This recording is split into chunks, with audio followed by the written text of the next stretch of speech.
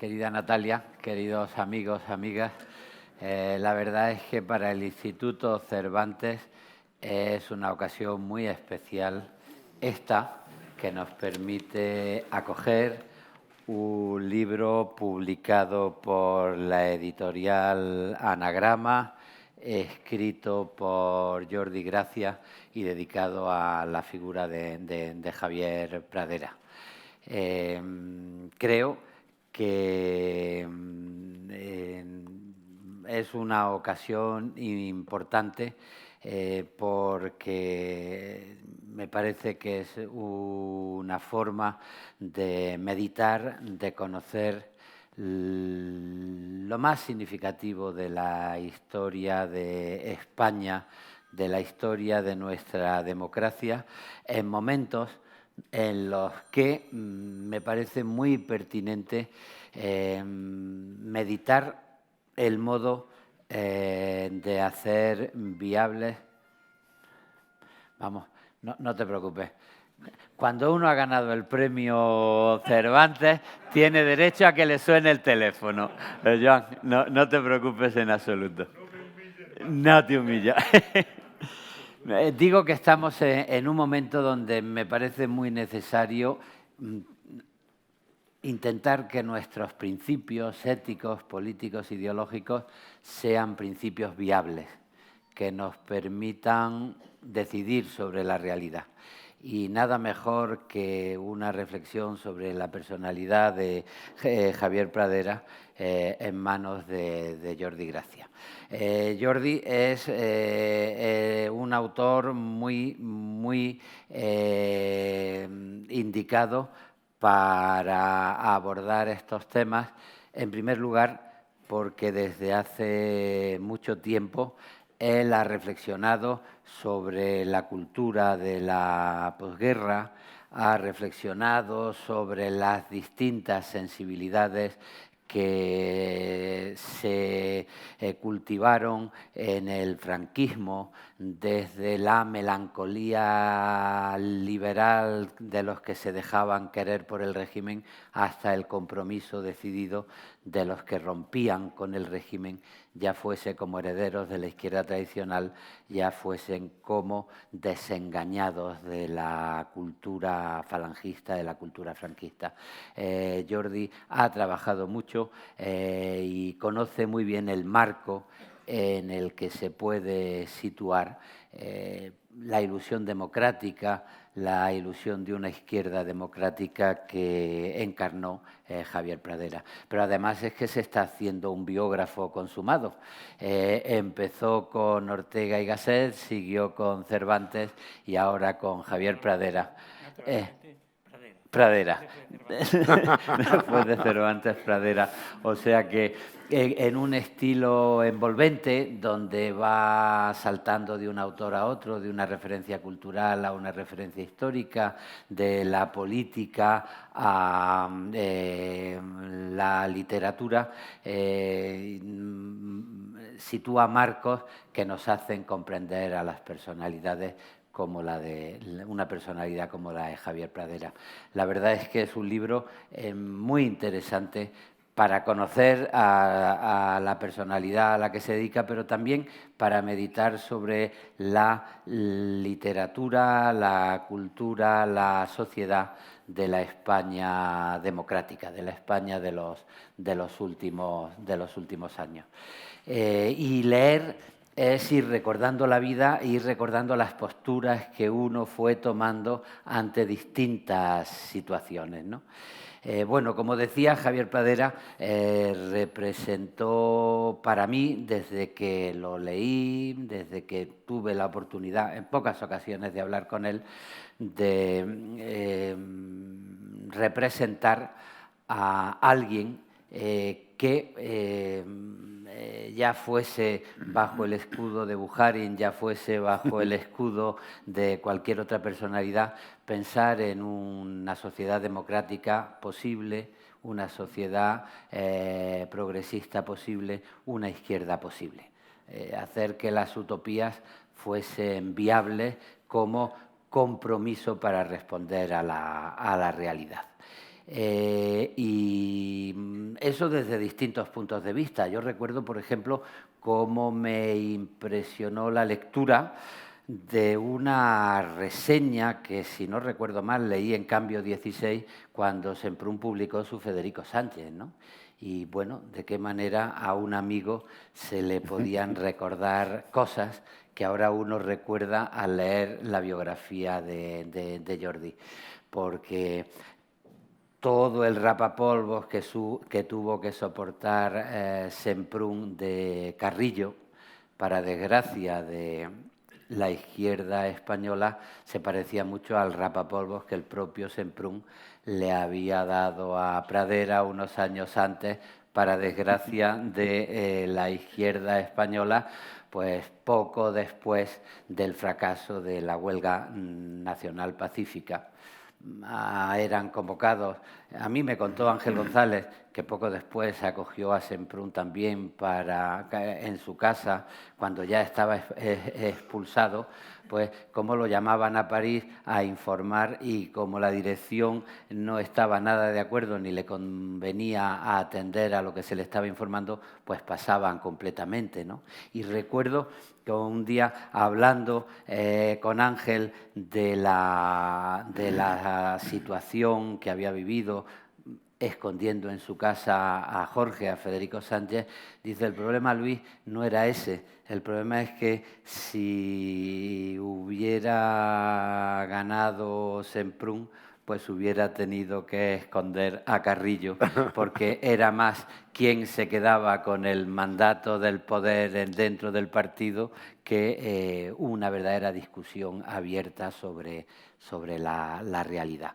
Y, bueno, si uno va acompañando la lectura del libro con todos los documentos que publicó Santos en Camarada Javier Pradera, pues va comprendiendo el sentido de esas cartas que se cruzaron Semprún y Javier, y después de la deriva de la situación y de las opiniones muy pertinentes de Pradera sobre la biografía de Federico Sánchez, ¿no? La sensación que uno saca al leer el libro es la sensación de una personalidad radicalmente honesta y orgullosa, y que en esa honestidad orgullosa están sus arrebatos de furia y su generosidad, sus discrepancias y su manera de apoyar en los momentos difíciles a quien responde a su conciencia a la hora de tomar una postura. El libro nos ayuda también a comprender muchas cosas. Yo, en las cosas en las que estoy de acuerdo en muchas cosas, en esa lección que debe aprender la izquierda de que las utopías tienen que ser viables y que intentar asaltar lo imposible es prepararle el camino al enemigo. Estoy de acuerdo en muchas cosas. Sigo manteniendo una discrepancia grave en el asunto de la OTAN y en el famoso manifiesto donde se me llevaron a todos mis maestros a apoyar la OTAN, dejándome absolutamente desorientado. Yo creo que fue un error de gravedad no haber apostado por la consolidación de la ONU y haber entrado en algo que sigue haciendo mucho daño. Porque el problema no era ya ser partidario de la OTAN o estar en contra de la OTAN, sino caer en las redes del cinismo. Cuando uno piensa que Fraga Iribarne estaba en contra de la entrada de la permanencia de España en la OTAN para hacerle daño a Felipe González, ¿tiene tela hasta qué punto se puede caer en el cinismo? Por eso dolía tanto quien defendía que había que permanecer en la OTAN, porque Fraga estaba en contra. Bueno, ¿en qué quedamos? ¿Defendemos nuestros principios y hacemos viables nuestros principios, o estamos en el cinismo de los que ahora, por ejemplo, prefieren que un gobierno socialista pues dependa de los independentistas en vez de depender de un marco constitucional que nos ayude a articular la convivencia? Y en esas estamos. Cuando el cinismo borra los valores y confunde el debate político serio, pues la táctica acaba mancillando lo que son los sueños democráticos. Por eso a mí me produce especial emoción pues ir conociendo por dentro, y es lo que nos facilita Jordi, a un personaje que fue sobre todo honesto en su conciencia en todos o casi todos los casos, y honesto desde su orgullo y desde su generosidad, desde sus rabietas y desde sus alegrías, para intentar que los principios de una izquierda democrática y social pues fuesen viables para nuestro país. Si tuviera que ponerle una pega al libro, y ya dejaré que Marta, que como tiene mucha confianza, le ponga todas las pegas que quiera, Marta y Jordi han estado viajando por el mundo utilizando las redes del Instituto Cervantes. Les he pedido ese favor para que den la mejor imagen de una España democrática y progresista en Europa y en donde haga falta. Y entonces han viajado últimamente, han tomado mucha confianza, por eso ya se va a encargar de ponerle las pegas a Jordi. Yo lo que sí le diría, si tuviera que poner una pega, me estaba acordando de cuando los filólogos siempre recordamos que cuando Batallón hizo su obra monumental sobre el erasmismo, pues descubrió muchas cosas, descubrió la importancia del erasmismo, pero entró en una dinámica en la que se caía un libro al suelo y ahí buscaba un síntoma erasmista. Todo era erasmismo. Muchas veces te dejas fascinar por una figura fascinante y, por ejemplo, cuando dices que Carlos Barral y el grupo de Seis Barral imitó el modelo de Javier Pradera en Fondo de Cultura Económica, en el planteamiento de un escenario de cultura democrática antifranquista, pues uno dice, bueno, unos añitos antes... pues lo he dicho mal. Bueno, si he dicho eso, lo he dicho mal. O lo he leído mal. Yo no me reconozco en nada. Parece que esa sombra gris que está por debajo de todo, a lo mejor está... por debajo de todo en muchas cosas, pero no en todo. No, ahí no está. Ahí sin duda no del está. mismo modo que creo que el periodismo es muy importante, sobre todo ahora que nos estamos quedando sin periodismo porque lo están sustituyendo por comunicación en las redes sociales, y tenemos la melancolía de tu epílogo final de hay que defender con uñas y dientes el periodismo y la gente con criterio a la hora de hacer editoriales. Pues del mismo modo hay que reconocer también que por muy importante que sea el periodismo, a veces el periodismo no puede conformar las explicaciones últimas de lo que ha sucedido en nuestra sociedad y en nuestro país, ¿no? Bueno, a mí me toca agradecer no solo el libro como lector y amigo de Jordi, sino agradecer que se pensara hacer la presentación en Anagrama, de este libro de Anagrama en el Instituto Cervantes, e invitarles a ustedes a que lean una obra que nos puede explicar mucho de lo que ha sido la sociedad española, que nos puede explicar mucho de lo que se perdió innecesariamente en nuestra historia contemporánea, de lo peligrosa que es una cultura reaccionaria capaz de vender el país en cuanto tiene que venderlo para defender sus propios intereses, y de lo necesario que es responder con honestidad a los principios de convivencia, de igualdad, de libertad y de pluralismo que están en el primer artículo de la Constitución española.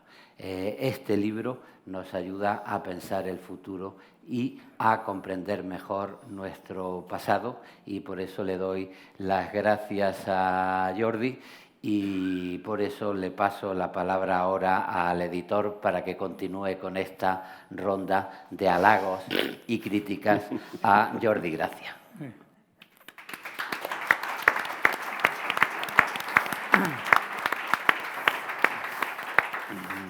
Estoy totalmente de acuerdo con el amigo Luis en todo, incluyendo la parte un poco escabrosa de la OTAN, que también Javier Pradera, a un pequeño grupito de Barcelona, de colegas y tal, nos pidió el voto.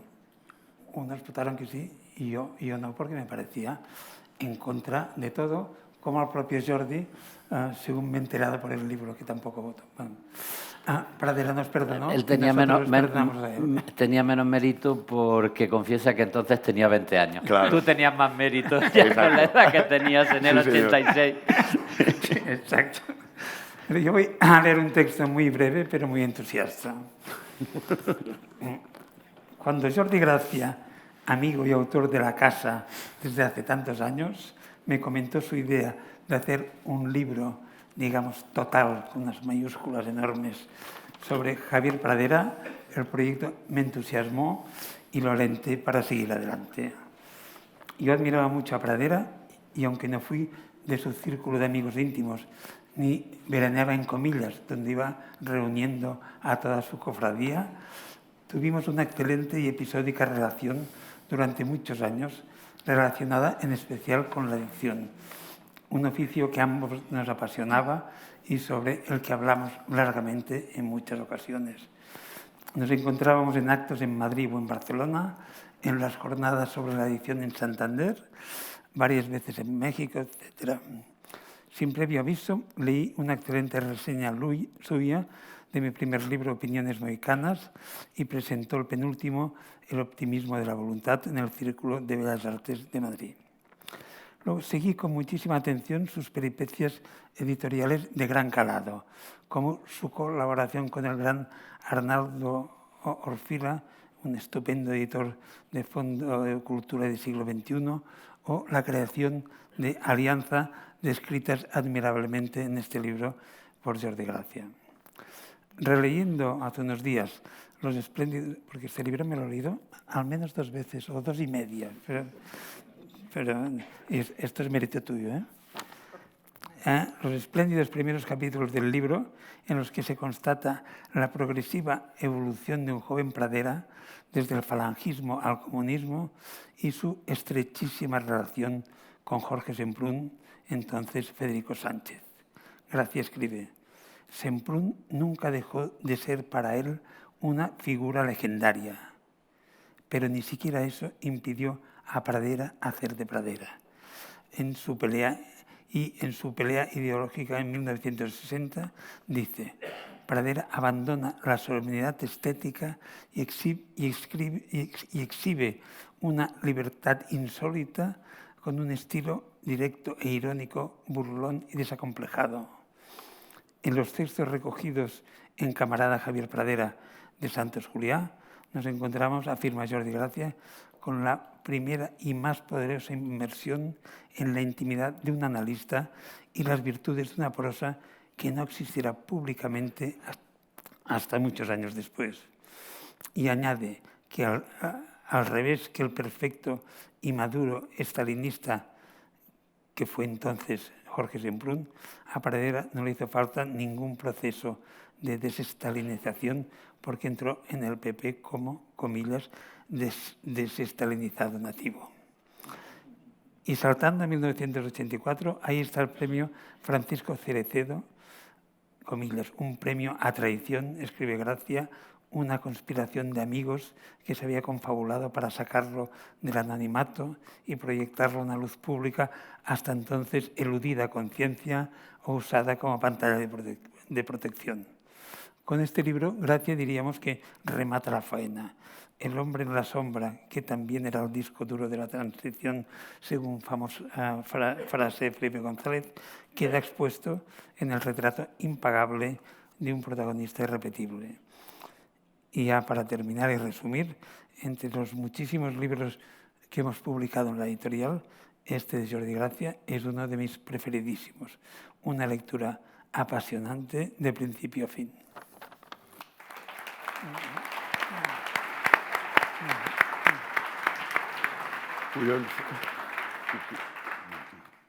Bueno, buenas tardes, muchísimas gracias por haber venido. Yo sí llego a saber que Jordi Gracia y yo teníamos una misión tan importante en nuestro recorrido por Europa, no sé si hubiéramos bajado del avión. Si llego a saber que íbamos a ser los paladines de la democracia española por todas partes, me hubiera dado una tremenda taquicardia. Yo voy a leer un texto no tan breve como el de Jordi Herralde, pero también entusiasta, ¿eh? Pese a la introducción que ha hecho Luis García Montero, creo que voy a ser entusiasta, aunque con luces y sombras. Como yo soy el único individuo en esta mesa que no conoció personalmente a Javier Pradera, he decidido centrarme en una persona a la que sí creo conocer, al menos un poco, y a la que sin duda aprecio, Jordi Gracia. En las páginas de Javier Pradera o El poder de la izquierda, le oigo pronunciar muy bien todas las sílabas. Visualizo su gesticulación y esa cualidad del texto me parece un síntoma de honestidad. Jordi se deja ver en lo que escribe. No engaña, no serpentea, se expone. Pese a eso escribe 700 páginas. Inaugura un espacio desde el que se puede iniciar una discusión. Sobre la izquierda, Jordi y yo discutimos y seguiremos discutiendo, acaloradamente. La tibieza, la escucha no atenta, la tolerancia ñoña no van con Jordi Gracia. Con él van la argumentación, la investigación, la reflexión, la búsqueda de datos del ratón de biblioteca. Perdón. Cuando polemizamos, esa exhaustividad de Jordi a mí me hunde. Me gustaría que fuese menos erudito y memorioso, porque a veces discrepo de sus argumentos y quiero rebatirle, pero él maneja tal artillería que yo renuncio. El hecho de colocarme en esta mesa pone de manifiesto otra de sus virtudes, una valentía que no es temeraria. Él sabe bien, como historiador de la cultura, que provengo de una tradición política y sentimental que es diferente de la que él ilumina. Yo soy la nieta de la trabajadora de la fábrica de perfumes que colaboró con el Socorro Rojo, la hija de un militante de la FUDE que se encerró en San Bernardo, en este libro se relata, y después fue secretario general del PCM, expulsado del partido y desfederado de Izquierda Unida en el proceso de fusión con Podemos. A través de estas páginas, personas como Jordi y como yo, podemos conversar en un momento en el que la conversación se muestra más urgente que nunca. En la deriva del campo semántico de la izquierda que Gracia describe desde los años 50, incluye desconfianzas y autosabotajes, persistencias y renuncias, la anómala destreza crítica de una izquierda que se desactiva cuando ocupa el poder. Gracia indaga en la función social de los intelectuales españoles y resignifica desde una perspectiva histórica la expresión ser de izquierdas, vinculándola con la pérdida progresiva de cierto sentido de la utopía. Desentraña la urdimbre de una genealogía sofisticada, la de Pradera, que acaso resulte reconocible en el ADN ideológico de otros intelectuales y políticos de su tiempo. Hijos de los vencedores, raigambre falangista, militancia comunista durante la dictadura, impulso de reconciliación nacional, socialdemocracia, un sentido del humor que nunca fue desfachatez. Gracia desbroza las implicaciones morales de la conciliación y las contradicciones de los hijos de los vencedores en sintonía probable con las críticas que Ruidruejo le hizo a un régimen franquista, cito a Ruidruejo, que convirtió las causas idealistas en legitimaciones del pillaje institucional. Asistimos a un desfile de nombres que trazan el fresco de la intelectualidad resistente durante el franquismo. Celaya, Amparo Gastón, Bardén, Ferres, Eugenio de Nora, Sánchez Ferlosio, Martín Gaite, Benet, García Hortelano, Semprún, Lledó, Mújica, Martín Santos, Los Goiti Solo, Manuel Sacristán, Munárrez, Lourdes Ortiz, Herralde, etcétera, etcétera, etcétera. Fratrías, vasos comunicantes, aguas y aceites, ánodos y cátodos, magnetismo y repelencia. Gracia nos familiariza con el who is who, con el involuntario pedigrí de cierta élite intelectual con un aire endogámico que nos lleva a reflexionar sobre si las transformaciones históricas siempre se pergeñan desde arriba, con las ideas de los de arriba y algunas aportaciones de los que no suelen tener voz.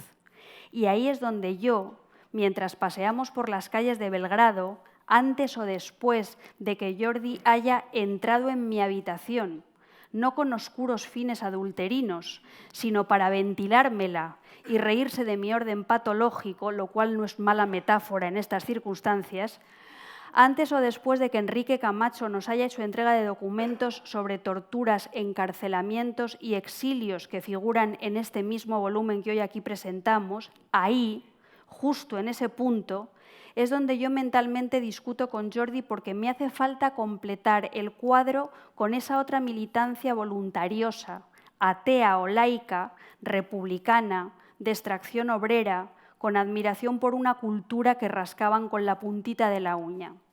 Gracia cita al Manuel Sacristán de 1974, cuando dice: «Lo anacrónico hoy empieza a ser la democracia burguesa». Parece que Sacristán dudaba de que el intelectual progresista fuese el mejor aliado de la clase obrera. Ese leitmotiv me interesa especialmente ante el alarmante ascenso de la ultraderecha en España. El aspecto prospectivo, esa manera de enfocar el hoy, constituye para mí el aspecto más valioso de un trabajo historiográfico como este.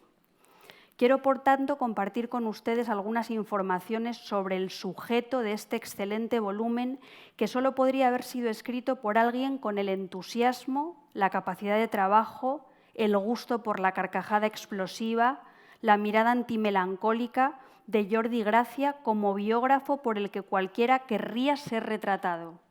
Exhaustivo, riguroso, inteligente, cómplice, empático, comprometido con lo que cuenta. El libro se levanta sobre entrevistas y conversaciones con los amigos y conocidos de Pradera, Maraval, Estefanía, Herralde, sobre las conversaciones que él mismo mantuvo con el objeto de su investigación, sobre los documentos que configuran un periodo histórico, sobre ensayos como el que ya se ha citado aquí de Santos Juliá, sobre la lectura compulsiva de los editoriales, en los que Pradera era una especie de hombre enmascarado, por otra parte, reconocible. Esa dimensión secreta de Pradera resulta fascinante.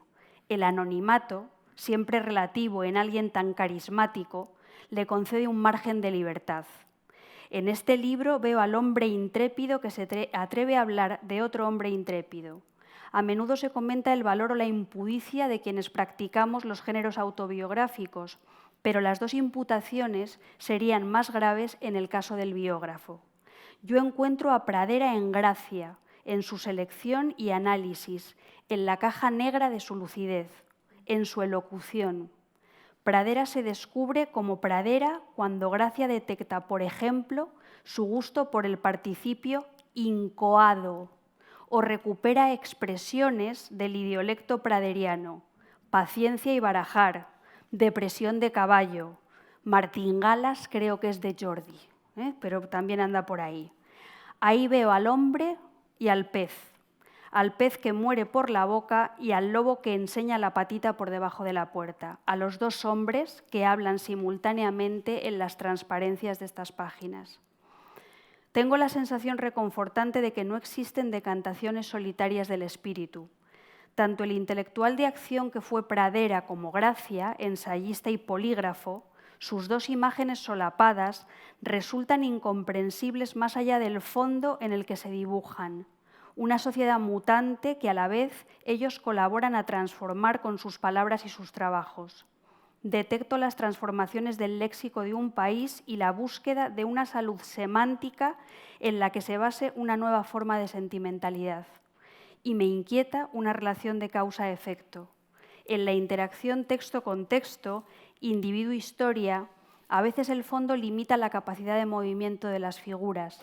Otras veces son las figuras las que estiran o trascienden los límites del escenario. El concepto de responsabilidad de algunos hombres y mujeres respecto al momento que les ha tocado vivir me pone la piel de gallina. Y más allá de la racionalidad, y pese a la resistencia de Pradera a pensar en la política en clave de laboratorios secretos, no puedo evitar identificar algunos de sus diagnósticos con las bolas de cristal. La figura de un pradera nigromante a la altura de 1995 denuncia la politización de la justicia y la judicialización de la política.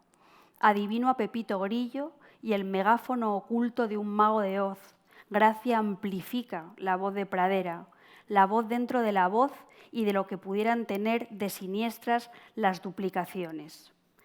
Pese a que Jordi Gracia se niega a ser melancólico y quizá también se resiste a ser nostálgico, libros como el suyo racionalizan lo disperso y establecen vínculos que desdicen la hegemonía de un pensamiento veloz y a menudo frágil. Interpreto esta biografía, a la vez fresco de época, como canto analógico.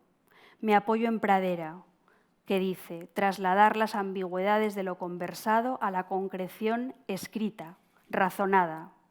El poder de la izquierda se dirige a un espacio de recepción analógico, cotilla, aplicado, ese que siente curiosidad por los orígenes, desarrollos, reproducciones y a veces de funciones de empresas como Prisa, periódicos como El País, revistas como Cuadernos para el Diálogo, editoriales como Cairós, Ciencia Nueva, Alianza, Tusquets o Anagrama, ideologías como el eurocomunismo o partidos como el PC o el PSOE, la gestación del desencanto revolucionario, el tránsito desde una militancia política antifranquista hacia una militancia textual que define el concepto de contracultura, del lenguaje de la revolución a la revolución del lenguaje.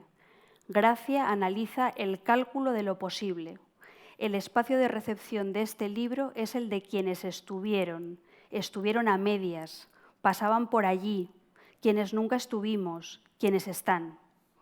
Gracia no renuncia a un modo de educación pública que se coloca en la antípoda de la nostalgia publicitaria y del pensamiento limitado a una cifra irrisoria de caracteres. Dicho lo cual, enumero algunos aspectos de Javier Pradera o El poder de la izquierda que me han impresionado, y en la enumeración amputo y me retrato como cada uno de los lectores y lectoras de esta obra monumental.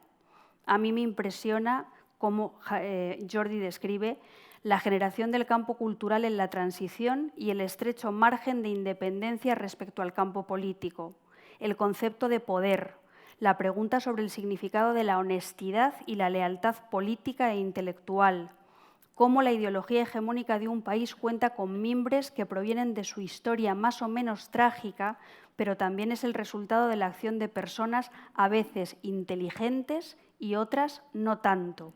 La idea de Pradera, que toma prestada de Marx, sobre los semicultos, que leen mucho y piensan poco, cómo echamos de menos ahora a los semicultos aquellos.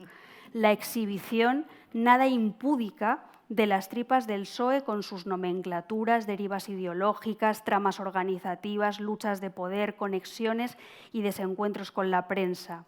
El relato del papel de Armada en el golpismo español, los entresijos del referéndum de la OTAN, aquí tan justamente nombrado, el análisis de la eclosión de ciertas fortunas en el periodo franquista, el rescate de textos tan valiosos como España y los españoles, en el que Pradera alertaba contra el esencialismo españolista y los valores patrios caducos, el desvelamiento de la actitud de un presidente que, una vez llegado al poder, deplora todas las ideologías porque ya no hacen falta.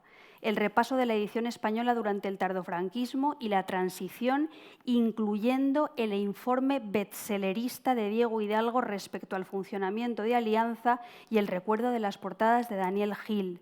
La crítica contra la violencia de Estado, la denuncia de la guerra sucia, los GAL y la tortura, que en palabras de Pradera no son simples maniobras de compañeros de viaje de ETA, ni tampoco delirios paranoicos de abogados y jueces demasiado sensibles.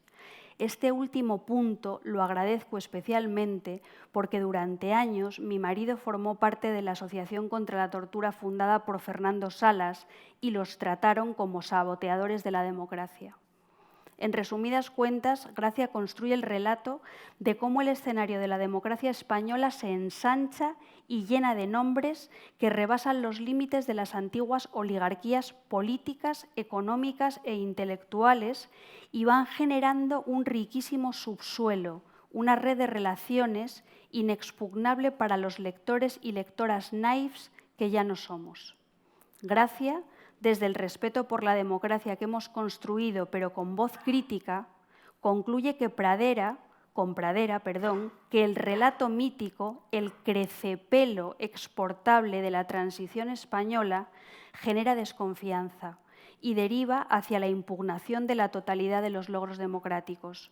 Por eso, ahora, Jordi coloca su grano de arena, su arenal entero, con este libro que subraya la confianza en la inteligencia, la racionalidad y la palabra escrita, así como en la capacidad de esta última para impregnar y transformar la realidad. Gracias, Jordi. Seguiremos discutiendo.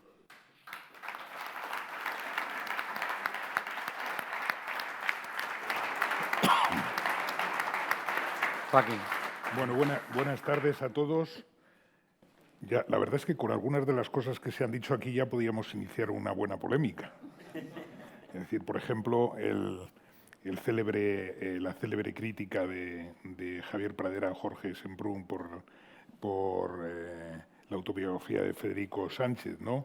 Que era una de las primeras veces que Pradera aplicó eso que dice Jordi en el libro, no prevaricar con los demás para no prevaricar con uno mismo y decir lo que pensaba.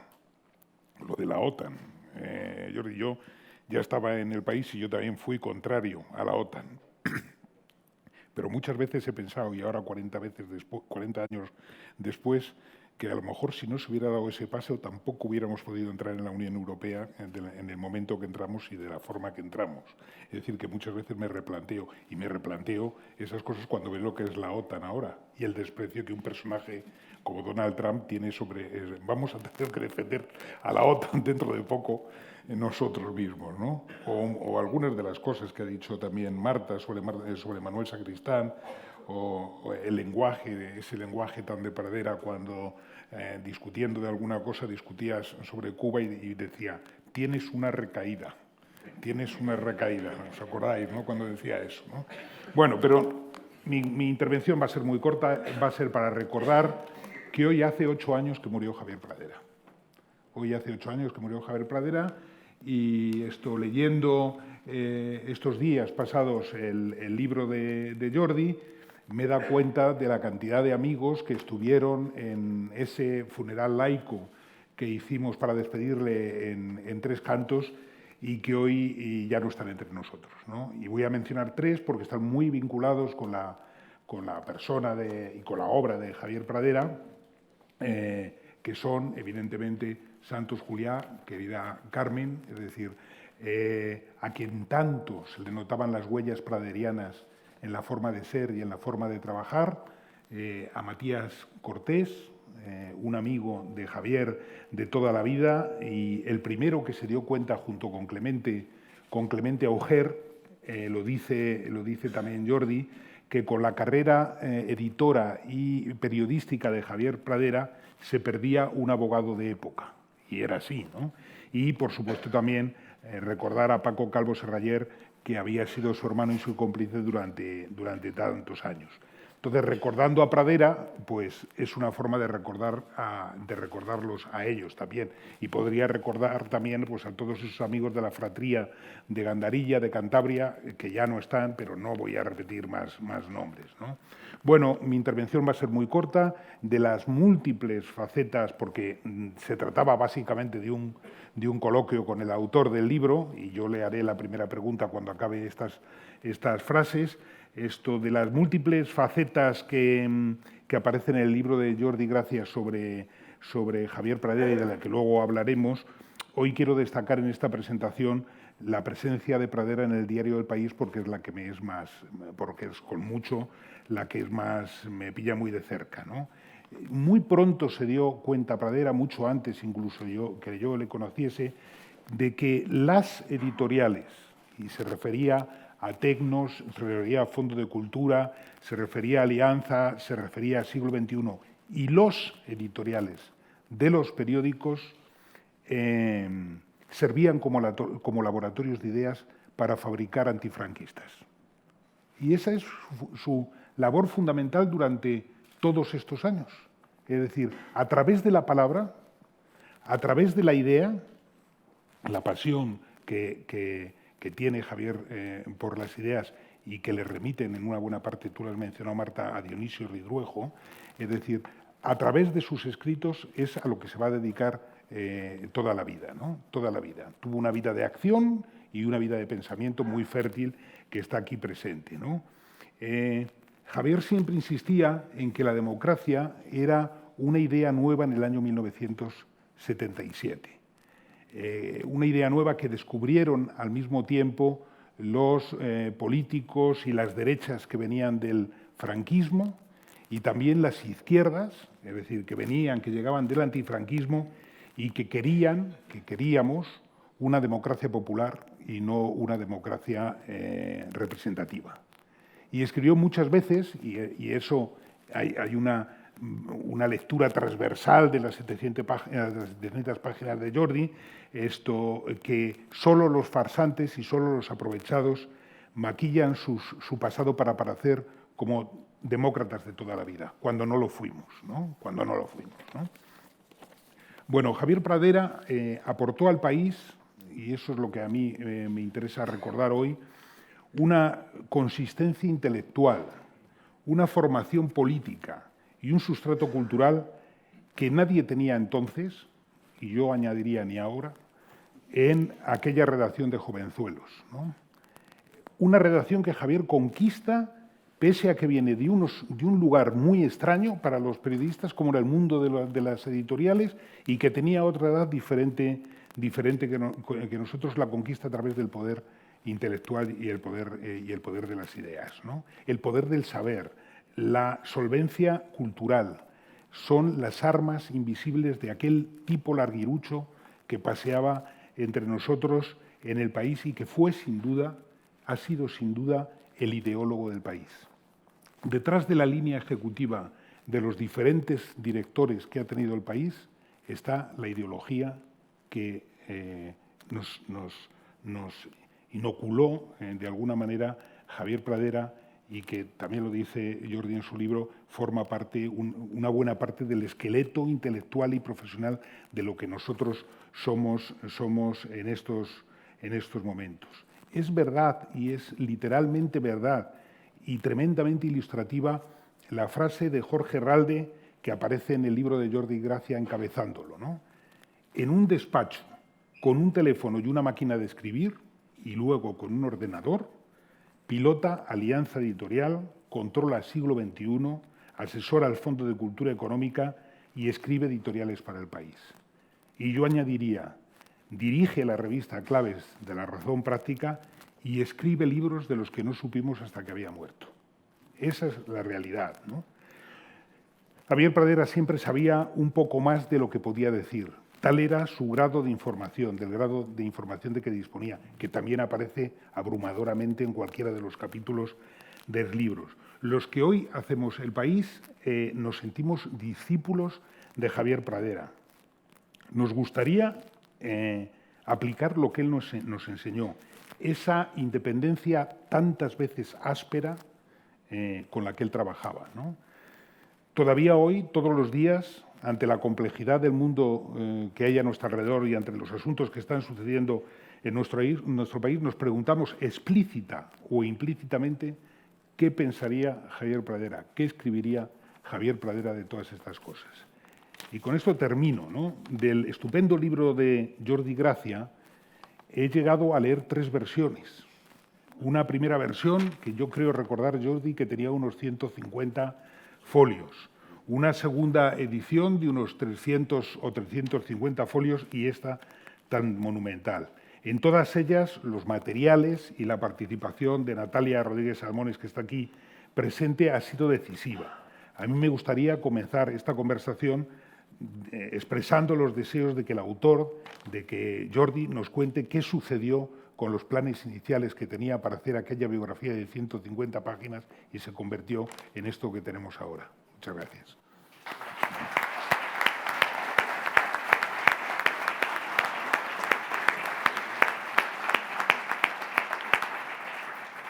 Muchísimas gracias, Joaquín, pero antes de contestar la pregunta estoy absolutamente obligado a transmitir la mezcla de emoción y casi de embarazo que producen vuestras palabras, los comentarios, incluidos los negativos, porque resulta embarazoso en la medida en que sí, este libro se convirtió en una especie de empeño personal, pero la gratitud tengo que trasladarla también a la sala en la medida en que identifico a simple vista, y muy por delante a Natalia Rodríguez Salmones, a personas sin las cuales el libro hubiese sido imposible, porque la documentación es fundamental, efectivamente, y hay muchísima documentación escrita, pero hay esa otra dimensión de la confidencia, de la charla, de la expresividad oral, del temple con el que se recuerdan las relaciones de muchos de los que estáis aquí con Javier Pradera, que son fundamentales para tratar de nutrir la idea de una persona a quien conocí, pero a partir del 2002, 2003, por lo tanto, sin ninguna capacidad para imaginar al Javier Pradera joven, en su fase de madurez, etc. De manera que, sin esa contribución, el libro sería evidentemente mucho más débil y con muchos más flancos de fragilidad. De manera que esa es una forma de la gratitud contundente y con la que quería empezar de forma muy radical. Y no rehuyo la pregunta porque tiene una razón muy clara. El primer proyecto con el que hablamos con Jordi y con Silvia Sesé fue hacer la semblanza de un editor. Mi primer entusiasmo con Javier no era, y lo voy a decir en serio, no era tanto la del articulista del País, en el que incluso yo a veces me cansaba de leerlo, confesadamente, sino el de una peripecia ignorada, densísima, que era, me parecía única, pero profundamente desconocida, y el primer paso podía ser descubrir al Javier Pradera editor. Y un primer manuscrito de 150 páginas lo leyeron algunos amigos, efectivamente, entre ellos Joaquín, pero también hubo uno que lo leyó y tuvo la valentía de decirle al autor lo que nos gusta mucho escuchar, es decir, lo bien que está, pero también contarnos lo que echaba de menos. Y fue José María Ridao quien me dijo, jo, buenísimo, buenísimo, el libro sobre Pradera editor, buenísimo, pero me faltan 2/3 de Javier Pradera. Me falta el conspirador hasta el final y me falta el articulista, editorialista del País, fundador del País. Vale, retiré el libro porque ya estaba entregado en anagrama, lo retiré al día siguiente de haberlo entregado y empecé otro. Esa es la explicación de verdad. La más auténtica todavía, Natalia se acordará sin duda de una vez en la que cenando o comiendo, no sé, con Javier en la ancha de la otra, ¿dónde está? Zorrilla. Príncipe de Vergara, comiendo, me pone la mano encima y dice, Jordi, no insistas, Javier ya ha empezado las memorias. Porque fue una tabarra que durante mucho tiempo estuve dándole a Javier hacer un libro conversado de memorias y él me decía que sí, pero déjame probar primero a ver si me sale algo. Y efectivamente, gracias al libro de Santos Juliá en camarada Javier Pradera, pudimos ver las 50 páginas que había empezado a redactar de sus memorias, unas memorias muy originales, muy ensayísticas, muy reflexivas, que tenían poco de autobiografía y mucho de reflexión voluntariamente articulada sobre el pasado vivido para no incurrir en aquel pecado monstruoso que tanto reprocha y que antes Joaquín recordaba, que era la banalización de la propia memoria, la impostura de la memoria, mentir sobre el propio pasado como parte de la construcción de un relato democrático que no podía ser solvente si partía de la memoria, es decir, de la falta de coraje para afrontar lo que fuimos, lo que fueron, lo que sucedió verdaderamente. Y ese empeño de Pradera me parece que destila en muchísimos de los trabajos que hizo, sobre todo desde los años 90, muchos de los cuales no salieron en El País y sí, efectivamente, en la revista que hace un momento Joaquín recordaba, codirigida, fundada por Javier y por Fernando Sabater, Claves de Razón Práctica. Y si quieres contesto más preguntas. Claro. Yo tengo muchas que hacerte, pero supongo que los demás también querrán, ¿no? Sí, a mí, yo he insistido mucho en la honestidad porque es un valor intelectual que más allá de los enfados, de los no enfados, de las simpatías y también las antipatías que despertaba, uno se queda con un personaje completamente honesto y a veces muy solitario con su propia conciencia. Yo pienso, por ejemplo, su relación con el Partido Comunista y en esa reseña y en otros momentos.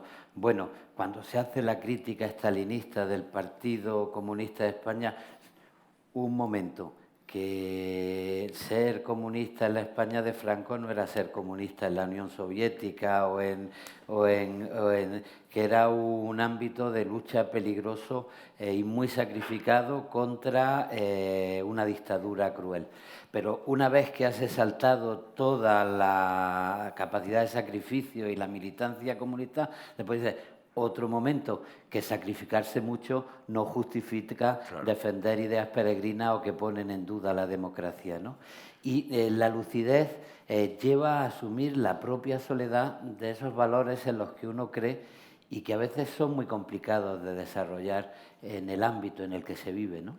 Yo creo que de ese artículo que nos impresiona a todos de Cambio 16, en el que Pradera decide actuar para dar su versión y señalar que Jorge Semprún no ha escrito un libro veraz, ese es el diagnóstico, lo que más le irritó tuvo que ver con el menosprecio, con el maltrato que Jorge Semprún destila para la militancia de base, para quienes estuvieron más abnegadamente dedicados a una convicción comunista, quizás sí estalinista, sin ninguna duda estalinista, pero en ese momento no solo única, sino crucial como instrumento de combate contra la dictadura franquista. Y ese deje despectivo que demasiadas veces la soberbia arrogante de Jorge Semprún desprende en ese libro es probablemente lo que excita más la respuesta de Javier antes que el olvido en el que queda Pradera desde el año 59 en la autobiografía de Federico Sánchez. Lo digo tan precisamente porque el año 60, en el mayo del 60, es cuando Javier le manda las notas de una noche crítica para contarle las discrepancias de análisis sobre la realidad del franquismo y sobre los errores estratégicos que está cometiendo el PC si quiere ampliar, por decirlo en un lenguaje ahora muy común en Cataluña, ampliar la base social. Si quiere ampliar la base social, mejor que cambie de estrategia. No fue tanto ese el problema, la omisión de esa crítica interna al partido, como el deje que desprendía demasiadas veces Semprún. Y sí, honestidad y obstinación, y probablemente un nivel de implacabilidad a la hora de juzgarse a sí mismo equiparable a la implacabilidad con la que juzgaba a los demás, tanto en público como en privado.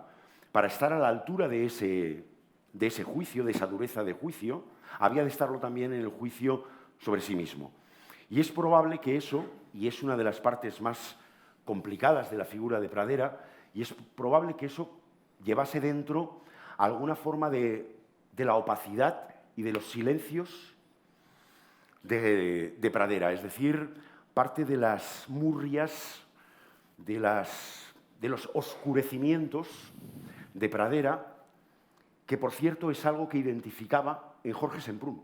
Lo recuerdo muy bien hablándome de esos momentos como ausencias de Jorge, que no necesariamente tenían que ver con el recuerdo súbito, con el ataque de la memoria de Buchenwald. A veces sí, pero no siempre era eso. Otras formas de la oscuridad vital o del bloqueo, quizá. De manera que sí, esa honestidad se puso en práctica de muchas maneras y probablemente la más noble tiene que ver seguramente con algo que aprendió, y me atrevo a decirlo así en el libro, que aprendió de una figura a la que admiró como solo admiró a dos personas más, es decir, Felipe González y Jorge Semprún, y esa figura era Dionisio Ridruejo. La valentía de decir lo que se tenía que decir donde había que decirlo.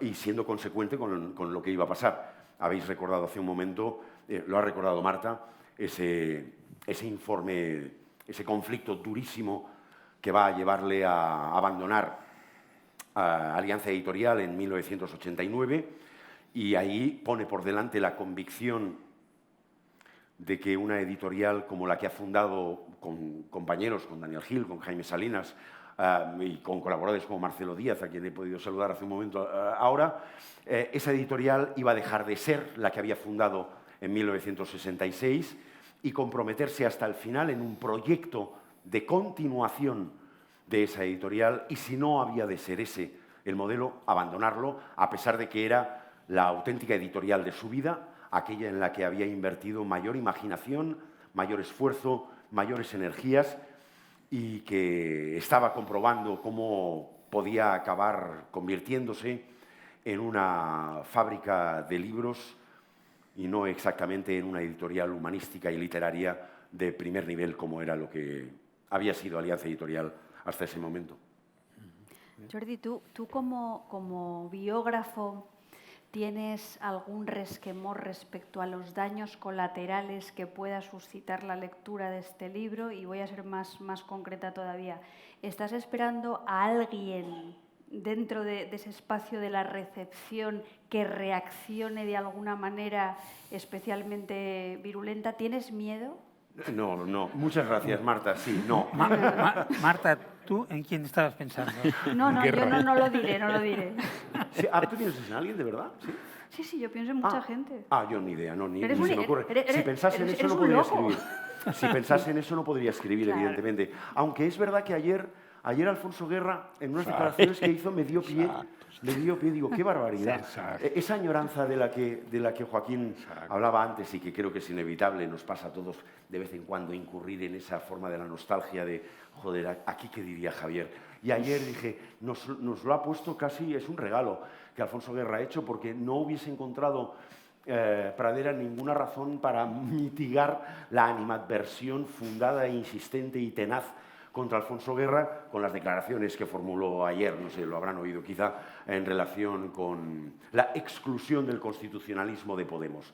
Hombre, yo no acabo de ver a Javier Pradera como simpatizante o cómplice activo de Podemos, pero desde luego no lo veo excluyéndolo del constitucionalismo español y ayer Alfonso Guerra se puso a enunciar de una forma muy radical eso y inevitablemente me hizo evocar las andanadas verdaderamente salvajes de Javier. Semanales, al menos. Semanales. Al menos. Bueno, semanales, pero que tuvieron un anclaje en el caso del hermano de Juan Guerra, es decir, la intoxicación. Es un momento importante para Javier. Yo creo que es muy importante, de verdad, detectar la primera quiebra moral del poder socialista. La primera quiebra moral en la medida en que no tienen los reflejos, y creo que el tienen incluye a Felipe González, no tienen los reflejos para contestar activamente y no dejar que contamine la responsabilidad política y la responsabilidad penal. Una es la penal, otra es la política. Ahí tiene diagnósticos de una fiereza implacable en la medida en que sabe que el poder, que el poder tiene un ejercicio complejo y que, por tanto, solo estamos en el año 90 de una futura ejecutoria que tenía muchos visos de continuar y, por tanto, zonas pantanosas peligrosas estaban. Déjame que hable un momento bien de Guerra, solamente un momento, porque aunque creo que tu pregunta, es decir, iba por los personajes esos semicultos que Javier identifica, entre los cuales con seguridad está Alfonso Guerra, ¿no? Y Julio Anguita, por cierto. Otro. Natalia, déjame que lo cuente. Cuando muere Javier Pradera, Natalia se encuentra con una biblioteca espectacular, fundamentalmente de libros de marxismo y de libros de falangismo, con muchas primeras ediciones, una cosa espectacular. Bueno, ¿qué hacemos con esta biblioteca, ¿no? Entonces, después de darle muchas vueltas y muchas cosas, hablamos con Alfonso Guerra y se la donó, Natalia se la donó a la Fundación Pablo Iglesias, ¿no? Entonces yo fui testigo de ese momento en donde Natalia y Alfonso Guerra están firmando la donación de libros y salimos de la sede de la Fundación Pablo Iglesias y entonces Natalia Dice, Dios mío, Javier, perdóname. No sale. En el libro no sale porque no me atreví. No es verdad. No sale porque no me salía bien la frase. No sabía cómo meterla. Ya está, la verdad es esa. Pero la sabía, me lo había contado tanto Natalia como Joaquín. Oye, Jordi, ¿por qué crees que un personaje tan poco influenciable como Javier se fija tanto en esos tres personajes centrales que también recorren transversalmente todo el libro? En Dionisio, que por cierto tiene una presencia en el país, en los primeros años del país, que yo ni siquiera recordaba. Sí, señor, yo tampoco. Ni Dionisio, en Jorge Semprún y en Felipe González. ¿Por qué crees que tres personas tan diferentes y tan... Yo creo que tiene que ver con la radical convicción de cada uno de los tres en aquello que defienden y hasta dónde llevan el compromiso de lo que defienden. Creo que tiene que ver con esa especie de fascinación, porque se puede hablar de fascinación incluso en el caso de Javier, creo que se puede, de Pradera, se puede hablar de fascinación por tres personas con convicciones profundamente arraigadas desde el punto de vista moral. Lo cual no obsta para que puedan después tener cambios. Bueno, por ejemplo, cuando antes Luis contabas que hago muchas biografías, y yo creo que es la última que hago, estoy casi seguro, pero la primera fue la de Dionisio Ridruejo. Sí, sí. Y estuvo ahí complicado Javier, porque fue uno de los instigadores de ponerme de animarme a hacerlo, y tenía que ver, digo, con esa... No rebajó en nada la figura de Ridruejo. No se rebajó ante Pradera cuando descubrió el pasado más oscuro de Ridruejo que él no conocía. Cuando me puse a pasarle documentación y leyó la biografía y vio las salvajadas de auténtico fascista irredento del Ridruejo de muy pocos años, se quedó estupefacto, dijo, este no es mi Ridruejo, no reconozco a Ridruejo, pero para nada rebajó eso la entidad humana de un sujeto que lleva el compromiso de sus convicciones morales hasta el final. Y me parece que Semprún, Felipe González y Ridruejo encarnaron eso, y ya digo, al margen de la trayectoria y de los eventuales desengaños que pudiese haberse llevado, como se lo llevó con Semprún y desde luego como se lo llevó con Felipe González durante una etapa a partir del 92, 93, con discrepancias fuertes que ya expresaba Javier Pradera con su propia firma y no desde el anonimato editorial en los artículos del País. Yo, si queréis, sigo preguntando. Bueno, haces una última pregunta y si queréis abrimos el coloquio. Bueno. Otra parte que me ha resultado interesantísima es la inversión totalitaria. Sí. Es decir, cómo un personaje como Javier, que pertenece a la falange más pura, podemos decirlo, es decir, pasa al PC, él no es estalinista, pero sí es muy leninista. Javier es muy leninista. A Lenin lo respetó hasta el último, no sé si hasta el último momento, pero lo respetó hasta muy avance. Y de repente se convierte, aunque tú no utilizas esa figura, en algo así como el renegado Kautsky. Es decir, en un socialdemócrata, ¿no? Bueno, de repente no. No de repente, es verdad. Tarda bastante. Es verdad, no de repente. Entonces me gustaría que explicases un poco.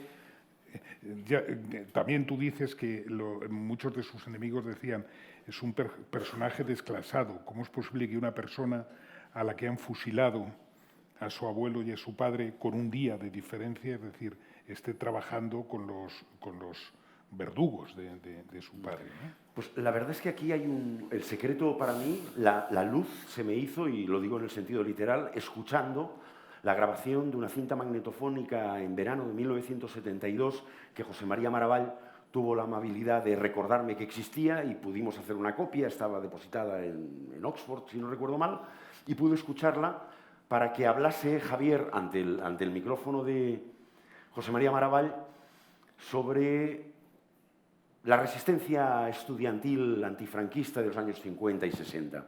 Y es ahí donde le cuenta, es con plena convicción, pero con ese titubeo que Javier empleaba a veces cuando fabricaba pensamiento en marcha, cuando no tenía ya organizado la idea, sino se le oye pensar.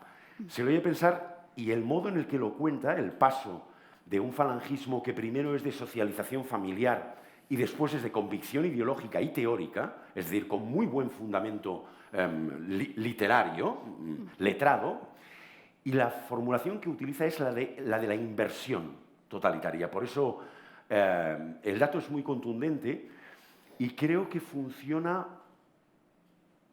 como una esperanza activa de redención por la vía contraria,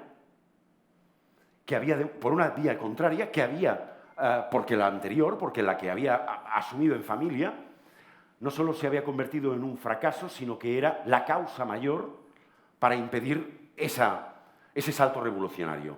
Es decir, el aprendizaje en casa había servido para escapar de casa, pero no renunciando a la pureza de los ideales revolucionarios de Falange, sin los cuales no se entiende la adhesión de la juventud de los años 30 y 40 al falangismo revolucionario de verdad, el teórico, el que nadie puso en práctica jamás, pero sí fue calentando las cabezas y los corazones de muchísimos muchachos, entre ellos Dionisio Ridruejo y unos pocos años después Javier Pradera.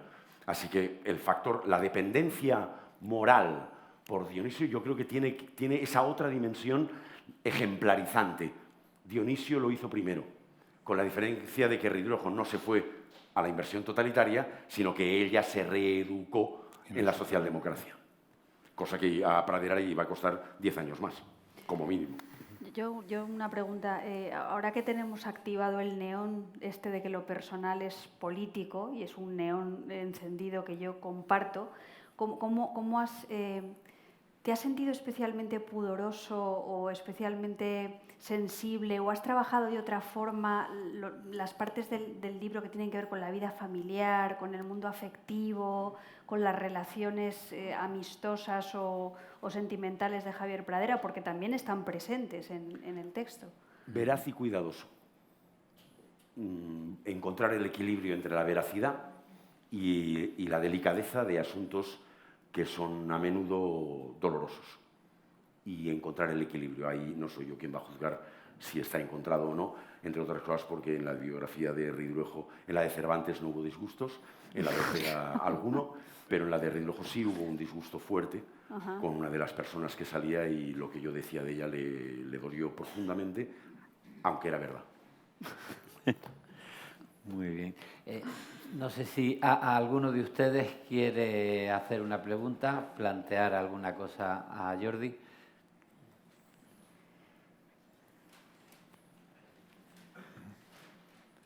¿Me dejas hacer la última? Sí, entonces? claro, Joaquín. La última. Vale. No, pero la última es para cerrar, es Ya casi está, claro. retórica. Bueno, primero les recomiendo mucho a todos ustedes que lean las páginas que se dedica a cuando Carmen Polo de Franco iba a visitar a los huerfanitos Pradera, es decir, y lo que les decían, porque son maravillosas, ¿no? Y luego la siguiente, la última pregunta es, que me la he hecho muchas veces, es decir, ¿cómo leería Javier esta biografía? Buah, eso yo también me lo he preguntado, pero complicado, no puedo, no sé contestar. Te lo digo en serio, no sé contestar. Es decir, no me lo puedo imaginar. Yo creo que la desautorizaría profundamente. Diría, Jordi, no te has enterado de nada. Lo digo muy en serio, ¿eh? Lo digo muy en serio. Yo estoy muy convencido de que es una biografía aproximadamente fiel a Pradera, y por cierto, y una cosa que me importa mucho en el libro, es decir, yo lo he concebido este libro como Pradera es el hilo conductor indispensable y al que atiendo, evidentemente, pero porque es un árbol del que van creciendo, la metáfora es tuya, múltiples círculos concéntricos que abarcan desde el ámbito editorial como primera vocación auténtica de Pradera hasta el ámbito periodístico, el jurídico, el político. Por lo tanto, claro, el árbol va creciendo inevitablemente porque los tentáculos de Pradera van acercándose allí. Pero yo creo que me tiraría el libro a la cabeza. No lo creo. No lo sé. Sí, igual sí. No lo sé. No tengo respuesta, Joaquín. No lo sé. Bueno, ya vemos cómo escribir una biografía es crear un personaje, y el personaje que le gustaría a Jordi es un Javier Pradera que le tirara el libro a la cabeza. No es así. La verdad es que otra de las cosas que uno siente al leer el libro. Y hay muchas atmósferas de todo tipo, desde la infancia falangista, el desclasamiento del universitario, la cárcel, la militancia política, incluso cuando te han dejado sin partido porque te dejan fuera, la necesidad de mantener una ilusión cuando vas por segunda vez a Cuba y descubres lo que hay y te molesta no solo que le dejen colar canastas a Fidel porque juegan al baloncesto con él y le dejan que gane, sino que tiene que soportar las humillaciones a un amigo como Jaime Salinas por ser homosexual, y así las disensiones dentro del país, las ilusiones, las desilusiones con el Partido Socialista. Hay muchas atmósferas, y en las atmósferas uno ve que, aparte de las ideas de cada cual y aparte de los ambientes, sean empresariales, sean jurídicos, sean editoriales, sean intelectuales, sean políticos, hay mucha deshonestidad personal que incluso es capaz de morder las mejores ilusiones. Y lo que leería Javier Pradera en este libro es la admiración de Jordi Gracia por la honestidad con la que hizo constantemente un ajuste de cuentas consigo mismo para vivir de la manera más digna posible el mundo que le había tocado vivir. De manera que yo estoy convencido que este libro le hubiera gustado, como le va a gustar a todos ustedes, y yo invito a que lo compren, que lo lean y que lo disfruten. Muchísimas gracias.